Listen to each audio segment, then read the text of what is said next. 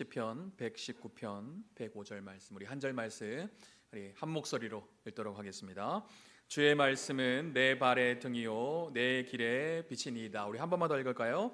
주의 말씀은 내 발의 등이요 내 길의 빛이니이다. 아멘. 우리 옆에 분들과 오늘 말씀의 제목으로 한번 인사하겠습니다. 말씀이 기준이 되게 하십시오. 아멘. 네, 우리 사진 한 장 띄워주시겠습니까? 여러분, 아이 쇼핑이라는 드라마를 혹시 아십니까? 이 드라마는 올해 7월에 ENA에서 방영된 월화 드라마입니다.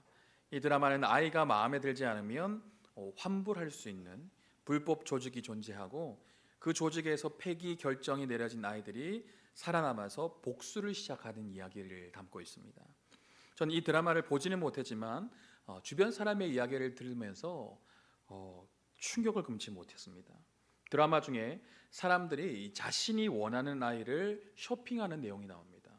보통 눈으로 하는 쇼핑을 아이 쇼핑이라고 얘기하는데요, 진짜 사람 아이를 쇼핑하는 것입니다. 자신이 원하는 아이를 선택할 수 있고, 자신이 선택한 아이를 사서 키우다 마음에 들지 않으면 쉽게 버리는 것이죠. 한마디로 아이를 물건처럼 샀다가 마음에 들지 않으면 폐기하는 것입니다. 물론 드라마인데 뭐 하는 생각이 들 수도 있지만, 이러한 소재는 지금 이 시대의 사회상을 어느 정도 담고 있는 것 같습니다. 아니, 지구상의 어느 한켠에서는 이런 일이 지금도 일어나고 있고 앞으로 더 수면 위로 올라올 수 있는 일이지 않을까 하는 생각도 해보게 됩니다. 만약 내 주변에서 이런 일들이 일어난다면 여러분은 어떤 생각이 드시겠습니까? 요즘 많은 사람들이 유튜브를 보게 되죠. 쉬는 날이면 하루 종일 유튜브만 보는 사람도 많이 있습니다. 저도 쉬는 시간에 유튜브를 한번 보니 하나의 영상만 보게 되는 게 아니라 이 관련 영상이 계속 뜨면서 계속 그 영상들을 클릭하게 되더라고요. 그러면서 저 스스로도 영상아 정신 차려라 머리를 한 대 쥐어박기도 합니다. 지금으로부터 5년 전에 이런 뉴스가 난 적이 있습니다. 미국 10대들 사이에서 영업시간이 끝난 빈 가게나 빈집에 들어가서 음식을 먹거나 장난을 치고 이를 촬영해 유튜브에 올리는 이른바 오버나이트 챌린지가 유행한 적이 있습니다. 그런데 국내에서도 이를 따라하는 청소년들이 늘면서 범죄로까지 이어진 적이 있어요. 그 뉴스에 보면 한 전자상가에 모자와 마스크를 쓴 고등학생 2명이 영업이 끝난 곳을 돌아다니다가 이 진열장에 전자제품을 훔쳐서 달아나는 것이죠. 그 아이들은 하룻밤 사이에 1,200여만 원이 넘는 전자제품을 훔쳐서 달아났습니다. 이후에도 여러 명의 고등학생들이 밤에 수천여만 원의 물건을 훔치는 일들이 일어났어요. 이 아이들은 재판에서 밤 사이에 빈 가게에 몰래 숨어 들어가서 음식을 먹거나 장난을 치는 아이를 촬영해서 유튜브를 올리는 이른바 오버나이트 챌린지를 따라했다라고 진술한 것으로 나와 있습니다. 오버나이트 챌린지는요, 그 당시 2천만 회가 넘는 조회수를 기록했는데, 아이들은 이 유튜브의 영상을 모방하면서 아무런 문제의식 없이 범죄를 저지르게 되었던 것이죠. 호기심, 낮은 죄의식, 매스컴, SNS의 영향으로 아이들은 모방 범죄를 저지를 때가 많이 있습니다. 우리 삶 속에 이 기준이라는 것이 필요합니다. 옳고 그름에 대한 기준이 없다면 우리의 삶은 방종에 이르게 될 것입니다. 우리 사진 하나 띄워주시겠습니까? 이 사진 뭐 하는 모습일까요? 네, 군대에서 제시 훈련을 하는 장면인데요, 누군가가 기준! 하고 소리를 치면 흩어져 있던 사람들이 헤쳐 모이게 되죠. 이때 중요한 것이 무엇입니까? 어느 사람이 제일 중요해요? 그렇죠, 기준이 되는 사람이 중요합니다. 손을 들고 기준을 했던 그 사람이 제일 중요해요. 기준이 바로 서지 않으면 행렬 전체가 흐트러지게 되어 있습니다. 저도 군대에서 유격 훈련을 받을 때요, 기준을 외쳤던 병사 한 명이 자꾸 이리 움직였다가 저리 움직였다가 행렬 전체가 자꾸 틀어져서 얼차려를 받은 기억이 있습니다. 기준이 되는 사람이 기준점을 바로 잡고 서 있어야 하는데, 기준이 바로 서 있지 않으니 전체에 잘못된 영향을 주는 것입니다. 우리가 신앙생활 할 때도 이 기준은 참 중요합니다. 무엇이 기준이냐에 따라서 우리의 신앙생활도 달라질 수 있기 때문이죠. 그렇다면 우리가 올바른 신앙생활을 하기 위해서 무엇이 기준이 되어야 할까요? 네, 바로 하나님의 말씀입니다. 말씀이 우리가 생각하고 행동하는데 기준이 되어야 된다는 것이죠. 만약에 우리가 신앙생활할 때 기준이 없다면 어떻게 될까요? 기준이 없을 때 어떤 일이 일어나는지 가장 잘 보여주는 시대 중에 하나가 바로 사사시대였습니다. 사사시대는 기원전 13세기에서 11세기경 이스라엘이 가나안 정착 이후부터 왕정으로 접어들기 이전까지의 시기를 말합니다. 이스라엘 백성들은 이때 도덕적인 혼란과 방종으로 빠져들었는데 이 시대를 한마디로 표현한 성경 구절이 있습니다. 사사기 21장 25절 말씀인데요. 우리 같이 한번 읽어보겠습니다. 그때 이스라엘에 왕이 없으므로 사람이 각기 자기의 소견에 옳은 대로 행하였더라. 아멘. 사사시대는 이스라엘 백성들이 자기의 소견에 옳은 대로 행동했던 시대였어요. 한마디로 말하면 자기 마음대로 행동했다는 것입니다. 사사시대의 패턴이 있습니다. 이스라엘 백성들이 방종에 빠져서 우상 숭배를 하게 되죠. 하나님 앞에서 악행을 저지르게 됩니다. 그러면 공의의 하나님께서 그들을 징계하세요. 이방 나라들을 도구 삼아서 이스라엘 백성들을 치십니다. 그러면 이스라엘 백성들은 너무 힘들고 괴로우니 하나님께 살려달라고 부르기 시작해요. 그러면 긍휼과 자비가 풍성하신 하나님께서 한 사사를 세워서 그들을 구원하시죠. 그러면 다시 그 땅에 평화가 찾아옵니다. 그런데 사람들이 살만하니 또 죄를 짓습니다. 하나님 앞에서 악을 행합니다. 그러니까 하나님께서 또 이방 사람들을 통하여서 이스라엘 백성들을 치십니다. 이스라엘 백성들이 여호와께 살려달라고 또 부르짖어요. 하나님께서 그들을 위해 구원자를 또 세우십니다. 그러자 그 땅에 다시 하나님의 평화가 임합니다. 사사기는 이 사이클이 계속되고 있습니다. 이스라엘 백성들의 이러한 모습은 누구를 많이 닮은 것 같습니까? 내 남편을 많이 닮았습니까? 내 아내를 많이 닮았는가요? 혹시 나를 많이 닮지는 않은 것 같습니까? 다른 사람을 판단하기 이전에 내가 혹시나 그렇게 살아가고 있지는 않을까요? 저는 제가 그렇게 살아가고 있는 것 같아서 하나님 앞에 참 부끄럽고 죄송스러운 마음이 큽니다. 그렇다면 이스라엘 백성들이 왜 자꾸 하나님 앞에 악을 행하고 범죄하였을까요? 겉으로 봤을 때는 왕이 없어서 자기의 소견에 옳은 대로 행했다라고 그렇게 말하고 있습니다. 사실 그들에게 하나님이 없었다는 것입니다. 다른 말로 하면 그들에게 옳고 그름의 기준이 되는 하나님의 말씀이 없었다는 것이죠. 기준이 없으니 마음대로 행동하는 것입니다. 말씀이 기준이 되지 않으니 자기의 생각대로 판단하고 행동하게 되는 것이죠. 모든 인간은 원죄를 갖고 태어납니다. 우리 안에는 다 죄성이 있어요. 그렇게 우리는 나 자신의 생각이 선하다고 확신할 수 없습니다. 나 자신의 생각이 옳다고 자신할 수 없는 것이죠. 나의 생각 안에는 인간적인 욕심과 정욕이 담겨 있을 수 있어요. 나 중심적인 사고가 나를 지배할 수 있는 것입니다. 그러므로 나는 내가 맞다고 생각하고 행동하지만 나의 행동이 때로는 틀릴 때도 있다는 것입니다. 그래서 우리는 교만해서는 안 됩니다. 하나님 앞에서도 겸손히 나 자신을 돌아보아야 하지만 사람들과의 관계 속에서 나의 말과 행동이 100% 옳지 않을 수도 있다라는 생각을 가지고 겸손하게 행동해야 된다는 것이죠.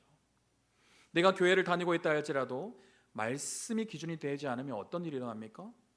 내가 아무리 오래 신앙생활을 할지라도 말씀이 기준이 되지 않으면 어떤 일들이 일어날까요? 말씀이 기준이 되지 않으면 우리의 신앙이 변질될 수 있다는 것입니다. 이번에 일본 비전 트립을 다녀온 사람들은 이 사실을 뼈저리게 깨닫고 왔을 것입니다. 여기서 잠깐 비전 트립 이야기를 드리고 싶습니다. 이번 여름 초등학생부터 청소년, 장년에 이르기까지 총 29명의 성도들이 일본 땅을 밟고 왔습니다. 나가사키, 운젠, 시마바라, 히라도, 후쿠오카를 돌면서 일본 초기의 기독교의 역사를 배워가면서 많은 순교자들의 그 순교적 삶을 간접적으로 경험하며 다들 큰 도전을 받고 왔어요. 일본 비전 트립을 못 가신 분들을 위해 잠시 설명을 드리겠습니다. 나가사키는 일본에서 기독교 순교의 역사가 가장 깊은 곳입니다. 16세기 말부터 시작된 기독교의 박해는 이 지역을 수많은 선교사들의 피로 물들게 했고 그들의 신앙은 훗날 기적적인 방법으로 다시 발견되기도 했습니다. 사진 하나 띄워주시겠습니까? 나가사키 순교 역사에서 가장 잘 알려진 사건은 1597년 일본 26인의 성인의 순교입니다. 당시 일본을 통한 도요토미 히데요시는 기독교의 확산을 위협으로 여기고 전국적인 박해를 시작했어요. 이 사건은 교토와 오사카에서 체포된 24명의 선교사와 일본인 신도들에게서 시작되었습니다. 이들은 추운 겨울에 800km가 되는 길을 걸어서 나가사키로 끌려갔어요. 그 중에 한 명은 길에서 체포된 조선인과 또 다른 일본인 신도를 포함해서 총 26명이 되었습니다. 위의 그림을 보면 알듯이 나가사키의 니시자카 언덕에 도착한 이들은 예수님처럼 십자가에 못 박혀서 처형을 당했어요. 위 그림은 26명이 십자가에 달려 처형당하는 장면을 그린 그림입니다. 이들은 죽음의 순간에도 찬송을 부르며 서로 격려하고 끝까지 신앙을 지켰다고 나와 있습니다. 사진 한 장 더 보시겠습니다. 에도 막부 시대에 들어서면서 기독교의 박해는 더 잔인해졌다는 것이죠. 1622년 나가사키에서는 겐나의 대순교라고 불리는 대규모 처형 사건이 일어났습니다. 55명의 가톨릭 신자들이 한꺼번에 화형 또는 참수형을 당했어요. 여기에는 일본인뿐만 아니라 조선인, 포르투갈인 등 외국인 신도들도 포함이 되어 있습니다. 특히 이 사건은 조선에서 임진왜란 때 포로로 잡혀온 뒤에 일본에서 세례를 받은 조선인 신도 안토니오 부자와 자녀들도 순교했다는 기록이 남아 있습니다. 예수를 향해 침을 뱉으며 살려주겠다고 말합니다. 예수를 욕하면 그 참혹한 고통에서 건져주겠다고 얘기해요. 예수를 배신하면 편하게 살 수 있다고 얘기합니다. 하지만 이들은 끝까지 배교하지 않았다는 거예요. 끝까지 예수 그리스도를 붙들었다는 것입니다. 순교를 당한 이들 중에는 12살 정도에 된 아이도 있었어요. 초등학생 나이 아이가 화형당할 것을 알면서도 끝까지 예수님을 버리지 않았다는 것입니다. 이 어른들이, 이 아이가 두려움이 없기 때문이었을까요? 아무리 고문을 해도 고통을 느끼지 못했기 때문이었을까요? 그렇지 않습니다. 그들 안에도 극심한 두려움, 극심한 고통이 있었을 것입니다. 하지만 그들은 하나님의 나라를 사모했다는 거예요. 천국을 소망했다는 것입니다. 비록 이 땅에서는 편하게 살 수 없을지라도 고통은 잠깐이요, 영원한 하나님 나라가 우리를 기다리고 있다는 믿음이 있었다는 것이죠. 여러분이 만약 그 자리에 있었다면 어떻게 반응하시겠습니까? 나는 예수를 믿지 않습니다. 한마디만 하면 살 수 있어요. 십자가에 침 한 번만 뱉으면 고통당하지 않을 수 있습니다. 하지만 그렇게 행동하지 않으면 곧 십자가에서 처형이 될 것입니다. 화형을 당하게 될 것입니다. 갖은 고문에 극심한 고통을 당하게 될 것입니다. 그 현장에 내가 있었다면 여러분은 어떻게 반응하셨을 것 같으세요? 아마 쉽게 대답할 수 없는 분도 많이 있을 것 같아요. 마음은 끝까지 예수님을 버리지 않겠다, 배교하지 않겠다 말하고 싶은데 실제로 내가 그 자리에 있었다면 잘 모르겠습니다 라는 생각이 들 수도 있습니다. 예수님을 믿는다는 것은요, 예수님을 따른다는 것을 의미합니다. 질문을 드리겠습니다. 여러분은 예수님을 믿으십니까? 다시 한번 질문하겠습니다. 여러분은 예수님을 믿으십니까? 그렇다면 예수님을 따르기를 원하십니까? 아멘. 예수님을 믿는다는 것은 예수님, 내가 예수님을 믿습니다 라고 가볍게 생각만으로 머무르는 것이 아니에요. 예수님을 믿는다는 것은 예수님께서 죄인된 나를 위해서 십자가에서 죽으심으로 내 모든 죄를 용서하셨음을 믿는 것입니다. 예수님이 죽으시고 부활하심으로 나 또한 주님 오실 그날 영광스러운 모습으로 부활할 것을 믿는 것이죠. 하지만 이것으로 끝나는 것이 아닙니다. 예수님을 믿는다는 것은 예수님을 따라가는 삶을 살아가는 것이죠. 예수님께서 나를 따라오기 위해서는 무엇이 필요하다고 말씀하셨습니까? 누가복음 9장 23절과 24절에 이렇게 말하고 있어요. 함께 읽어보겠습니다. 또 무리에게 이르시되 아무든지 나를 따라오려거든 자기를 부인하고 날마다 제 십자가를 지고 나를 따를 것이니라. 누구든지 제 목숨을 구원하고자 하면 잃을 것이요 누구든지 나를 위하여 제 목숨을 잃으면 구원하리라. 아멘. 예수님은 자신을 따라오기 위해서 몇 가지 필수 사항이 있다라고 말씀하셨어요. 먼저 자기를 부인해야 된다는 것입니다. 자기를 부인하는 것은 나의 자아, 욕망, 의지를 하나님보다 우선하는 것을 버리는 것이죠. 그러니까 하나님의 생각보다 내 생각이 앞서지 않는 것입니다. 하나님이 원하시는 것을 위하여 내가 원하는 것을 포기할 수 있는 것이죠. 하나님의 기쁨이 되기 위해서 나의 욕심과 욕망을 버리는 거예요. 그리고 자기를 부인할 뿐만 아니라 자기의 십자가를 지고 예수님을 따라야 된다는 것입니다. 십자가를 진다는 것은 무엇을 의미할까요? 예수님처럼 무거운 나무를 어깨에 메고 골고다 언덕을 힘들게 올라가는 것을 의미할까요? 예수님처럼 십자가에 못 박히고 창으로 찔리고 순교를 당하는 것을 의미할까요? 그 당시 십자가는 가장 수치스럽고 고통스러운 처형 도구였습니다. 예수님이 제자들에게 십자가를 지라고 말씀하신 것은 자신의 욕망과 이기심을 부인하고 하나님과 이웃을 위해서 자신을 희생하라는 의미가 담겨져 있어요. 즉 나의 자아가 죽고 예수 그리스도가 사는 삶을 의미합니다. 뿐만 아니라 예수님께서 친히 십자가의 길을 걸으셨듯이 주님을 따르는 과정 가운데서 겪는 모든 어려움과 고통을 피하지 말고 감수해야 된다는 것이죠. 그런데 이 십자가를 언제 지라고 말씀하셨는가요? 1년에 한 번 절기 때만요? 내 마음을 지킬 수 있을 때만요? 기분이 좋을 때만 십자가를 저라고 했습니까? 내가 할 수 있을 때만 십자가를 저라고 했는가요? 그렇지 않아요. 날마다 자기의 십자가를 지고 나를 따르라고 말씀하셨어요. 우리가 수련회나 기도회 때 갑자기 막 은혜를 받아서 주님, 제가 주님을 따르겠습니다, 제가 십자가를 따라가겠습니다, 순간적인 감정이나 충동으로 고백하는 것이 아니라는 거예요.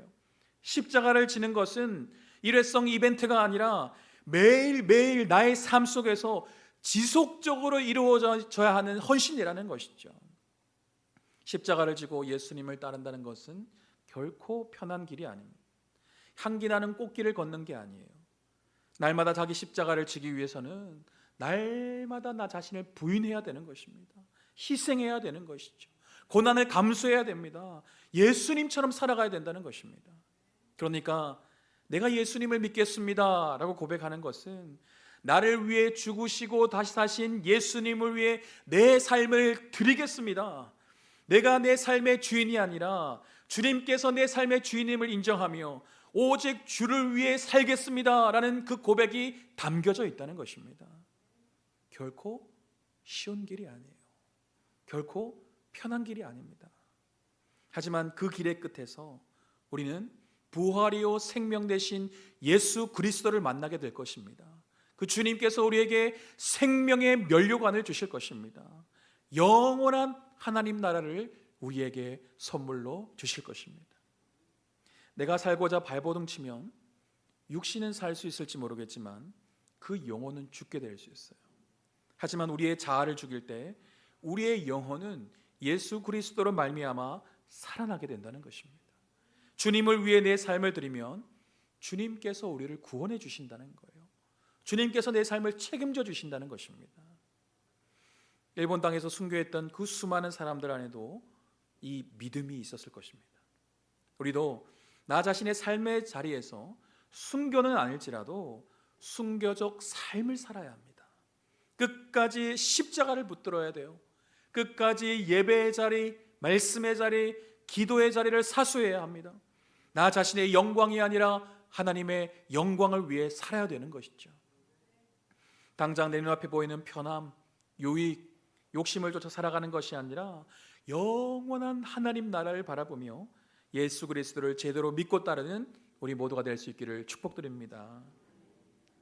일본 땅에는요, 수백 년에 걸친 혹독한 박해 속에서도 신앙을 포기하지 않은 사람들이 있었어요. 이들은 숨은 기독교인, 즉 가쿠레 기리스탄이라 부릅니다. 사진 한번 첫 번째 장 띄워주시겠어요? 네, 위의 사진은 일본 유적지에서 직접 찍은 사진입니다. 이들은 겉으로는 불교 신자처럼 생활하면서 절에 등록을 했어요. 혹여나 누가 집에 왔을 때 자신이 기독교인임을 드러나지 않도록 위와 같이 잘 보이는 곳에는 불상이나 자신들이 섬기는 신들을 세워놓았습니다. 하지만 집안 깊숙한 곳에서는 달라요. 다음 장 한번 보시겠습니까? 집안 깊숙한 곳에는 제단을 만들어서 하나님께 기도했다는 것입니다. 불상처럼 위장한 마리아상을 세워놓고 기도하는 등 자신들만의 방식으로 신앙을 지켜갔다는 것이죠. 하지만 이 숨은 기독교인들은요, 이러한 열심에도 불구하고 그들의 신앙이 변질될 수밖에 없었어요. 왜냐하면 박해가 시작되면서 선교사들은 추방되거나 순교를 당했고 숨은 신도들은 성경을 소지할 수가 없었기 때문입니다. 교리를 가르쳐줄 성직자도 없었어요. 교리의 기준이 될 이 성경도 없는 상태에서 그들의 신앙은 오직 말, 구전으로만 전해지게 된 것입니다. 이 과정에서 교리가 점차 변형되는 것을 볼 수 있습니다. 원래의 내용은 사라지고 원래 의미와는 다른 내용들이 생기기 시작한 것이죠. 십자가는 불상이나 다른 신의 형상처럼 변형되기 시작하였고 기도문은 일본식으로 바뀌기 시작합니다. 그러면서 기본 교리와 일본의 토착 종교, 문화가 혼합되는 그런 현상들이 일어났고 결국 이 모든 것은 신앙의 변질로 이어졌다는 것이죠. 그들은 열심히 있었지만 말씀이 없으니 제대로 된 신앙을 할 수가 없었어요. 말씀이 기준이 될 수 없으니 선조의 말, 부모의 말이 기준이 되어버렸습니다. 형식이 기준이 되어버린 것이죠. 그들의 문화가 기준이 된 것입니다. 결국 그들은 변질된 기독교인으로 살아갈 수밖에 없게 되었어요. 열심도 필요합니다. 하지만 잘못된 열심은 오히려 하나님과 멀어질 수 있다는 것이죠. 혹독한 박해 속에서도 수백 년 동안 숨어서 신앙을 지켜왔던 그들의 열심은 박수받아 마땅합니다. 하지만 성경이 없으니 옳고 그름의 기준이 사람의 말이 되는 것입니다. 주변의 환경이 되는 것이죠. 그래서 신앙생활을 함에 있어서 하나님의 말씀을 읽고 듣고 묵상하는 것이 너무나 중요하다는 거예요. 오늘의 본문의 말씀 우리 한 번 더 읽어보겠습니다. 시편 119편 105절 말씀 우리 같이 읽어보겠습니다. 주의 말씀은 내 발의 등이요 내 길의 빛이니이다. 아멘. 캄캄한 밤에 혼자 걸어갈 때 등이 없으면 어떻게 될까요? 어두워서 발을 내딛기가 어려울 것입니다. 어디로 갈지 몰라 머뭇거릴 수밖에 없어요. 때론 무언가에 걸려서 넘어질 수도 있습니다. 어두우면 사물을 제대로 분별할 수가 없어요. 제대로 행동할 수가 없는 것입니다. 마찬가지입니다. 말씀이 없으면 우리의 삶이 혼돈에 빠질 수 있다는 거예요. 제대로 걸어가기가 힘듭니다. 불안해요. 두렵습니다. 때론 잘못된 길로 나아갈 수밖에 없는 것이죠. 잘못된 선택을 할 수밖에 없어요. 그래서 우리 인생 가운데 하나님의 말씀이 필요하다는 것입니다. 왜냐하면 하나님의 말씀이 내 발에 등이 되어주기 때문입니다.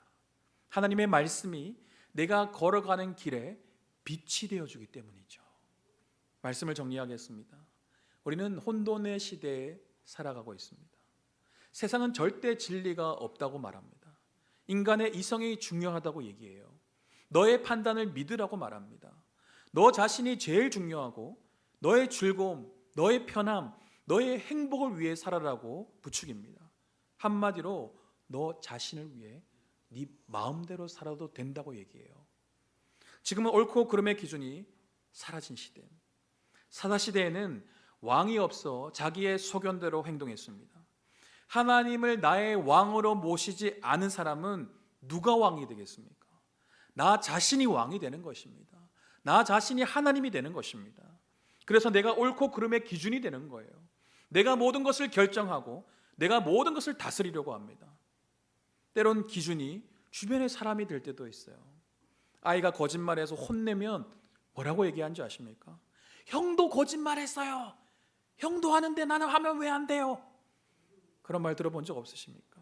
형도 거짓말했으니 나도 거짓말할 수 있는 거 아니냐고 얘기하는 거예요. 운전을 하다 보면 신호를 어길 때가 있죠. 교통법규를 어길 때가 있습니다. 경찰에 걸리면 어떤 마음이 듭니까? 저 사람도 신호 어겼는데, 저 사람도 법규 안 지켰는데 하는 마음이 은연중에 내 안에 있을 수 있는 거예요. 한국 교회도 세속화되어 가고 있는 부분이 있습니다. 교회에서는 어떤 말들을 합니까? 세상도 바뀌는데 교회도 바뀌어야죠. 지금 시대가 그런 시대라 우리도 시대를 따라가야 합니다. 이런 말도 합니다. 물론 교회 안에 변화가 필요해요. 교회는 계속적으로 개혁되어져만 합니다. 하지만 그 기준이 무엇이 되어야 합니까? 하나님의 말씀이 되어야 된다는 것이죠. 사람의 말이 기준이 되고 주변의 환경이 기준이 되고 시대적 흐름이 기준이 된다면 우리는 사사시대처럼 자기의 소견에 옳은 대로 살아갈 수밖에 없다는 것입니다. 자유가 방종으로 이어지며 여호와 하나님 앞에서 범죄하며 변질된 기독교인으로 살아갈 수밖에 없는 것입니다. 사랑하는 성도 여러분, 하나님의 말씀만이 어둠을 밝히는 등이요 빛이 되는 줄 믿으시기 바랍니다. 그러므로 우리는 오늘도 말씀을 향해 달려가야 되는 것이죠. 날마다 말씀을 붙들어야 되는 것입니다. 나의 모든 판단 기준이 살아계신 하나님의 말씀이 되어야 된다는 것이죠. 중요한 결정을 앞두고 있습니까? 무엇을 선택해야 될지 고민이 되십니까? 어떻게 살아가야 될지 잘 모르시겠습니까? 먼저 하나님의 말씀 앞에 서십시오. 사람의 말보다 하나님의 말씀이 더 우선되어야 합니다. 사람의 말에만 귀를 기울이면 그 사람이 나에게 하나님과 같은 존재가 될 수 있어요. 세상의 문화나 시대 조류에만 귀를 기울인다면 그것이 나에게 우상이 될 수 있는 것입니다. 하나님의 사람은 하나님의 말씀대로 살아가야 합니다. 하나님의 말씀이 내 삶의 기준이 되므로 영적으로 어두워진 시대, 갈수록 혼란스러워지는 이 시대 속에 하나님이 기뻐하시는 길로 제대로 걸어가는 저와 여러분 되시기를 주님의 이름으로 축원드립니다.